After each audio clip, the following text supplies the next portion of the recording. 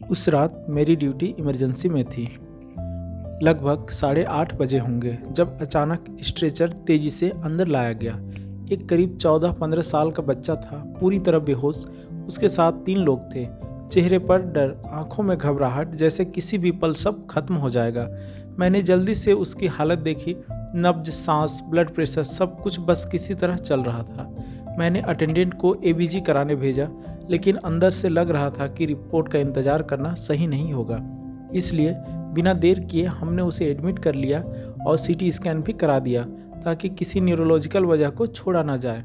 Report normal आएगी, ABG भी लगभग ठीक थी, लेकिन मन बार बार कह रहा था कि असली परेशानी अभी सामने नहीं आई है। थोड़ी देर बाद हालत कुछ स्थिर हुई और उसे B1 वार्ड में शिफ्ट कर दिया गया। अब वहाँ मैं उसका रेजिडेंट डॉक्टर था और रोज़ उसकी निगरानी मेरी जिम्मेदारी बन गई। अगली सुबह जब मैं राउंड से पहले उसे देखने गया तो उसने एबीजी की रिपोर्ट मुझे दिखाई। एक नंबर पर नज़र टिक गई, ब्लड यूरिया लगभग 260। उस उम्र के बच्चों में इतना ज़्यादा यूरिया देखकर मैं अंदर से हिल गया। LDH भी बढ़ा हुआ था। उस समय तक बाकी रूटीन रिपोर्ट्स नहीं आई थी, इसलिए हम सिर्फ बेसिक मैनेजमेंट ही कर पा रहे थे।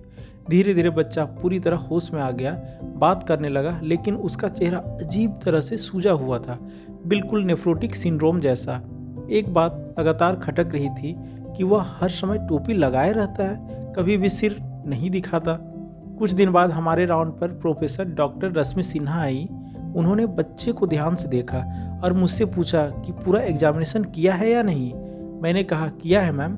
तब उन्होंने बड़ी शांति से कहा, इसका सिर हमेशा ढका क्यों रहता है, ज़रा टोपी हटाइए। जैसे ही टोपी उतरी मेरे लिए सब कुछ साफ हो गया। उसके सिर पर लगभग बाल ही नहीं थे और जो थोड़े बहुत थे वो पूरी तरह ग्रे कलर के हो चुके थे, हल्के सफ़ेद हो चुके थे। एक किशोर उम्र के बच्चे में ऐसा देखकर उसी पल समझ आया कि हम जिस बीमारी को साधारण किडनी प्रॉब्लम समझ रहे थे वह कहीं ज़्यादा गहरी है। मैंने उसके बड़े भाई से बात की। उसने बताया कि बहुत कम उम्र से उसके बाल झड़ने लगे थे, इसलिए वह हमेशा टोपी पहनकर खुद को छुपाता था। अब सारी कड़ियाँ जुड़ने लगी। हमने CRP कराया, ANA प्रोफाइल कराया, कॉम्प्लीमेंट लेवल जांचे, रिपोर्ट और ऑटो इम्यून बीमारी की तरफ इशारा करने लगी। इसके बाद बच्चे को नेफ्रोलॉजी विभाग में भेजा गया।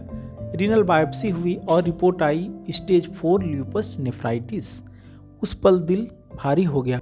अगर थोड़ी भी देर हो जाती तो शायद ये बच्चा अपनी ज़िंदगी भर डायलिसिस पर रहता। इलाज शुरू हुआ, स्टेरॉयड और ज़रूरी दवाइयाँ। धीरे धीरे सूजन कम हुई, किडनी के नंबर सुधरे और कुछ समय बाद डायलिसिस की ज़रूरत खत्म हो गई। आज वही बच्चा सामान्य जीवन जी रहा है, नियमित फॉलोअप में रहता है और पूरी तरह ठीक है। कुछ दिन पहले मेरा फ़ोन बजा। दूसरी तरफ वही बड़ा भाई था। उसने बताया कि वह मेरा फेसबुक पोस्ट रोज़ देखता है और यूट्यूब पर डाले गए मेरे वीडियो को भी नियमित फॉलो करता है। उसी दिन उसने एक पोस्ट देखी और बोला, सर आपको याद है वो बच्चा जो बेहोशी में आया था? वही मेरा भाई था, आज वो बिल्कुल ठीक है। उसकी बात सुनते ही सारी यादें एक साथ ताज़ा हो गई। वही इमरजेंसी की रात, वही टोपी, वही रिपोर्ट्स, वही डर, और आज वही बच्चा ज़िंदगी जीत चुका था। यही किस्सा मुझे आज आप सबके साथ शेयर करने की वजह बना, क्योंकि ये सिर्फ एक केस नहीं था, ये भरोसे, मेहनत और उम्मीद की कहानी थी। इमरजेंसी से लेकर B1 वार्ड तक का यह सफ़र मुझे हमेशा याद रहेगा। एक छोटी सी चीज़ ने एक बड़ी बीमारी पकड़वा दी और एक परिवार को उसकी मुस्कान वापस मिल गई। मैं हूँ doctor Manish Kumar, MD medicine, और यही वजह है कि मुझे अपने पेशे पर हर दिन गर्व महसूस होता है। धन्यवाद।